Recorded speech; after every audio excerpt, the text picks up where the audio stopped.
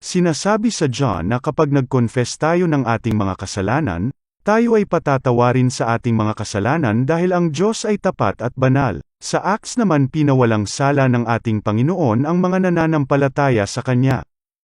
Sa mga talatang ito, sinasabi na ang mga kasalanan ay maaring mapatawad.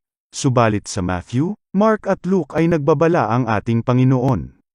Sinabi ni Kristo na kung sino man ang maglapastangan sa banal na espiritu ay hindi kailanman mapapatawad. Meron ba talagang kontradiksyon ang Biblia? Paano natin mapapatunayan na ang mga talatang ito ay walang kontradiksyon sa bawat isa?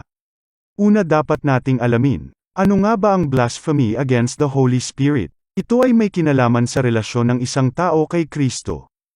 Ang sino man daw na tumanggap kay Kristo ay tumanggap din sa banal na espiritu at ang sino mang hindi tumanggap sa ating Panginoon ay wala ring banal na espiritu.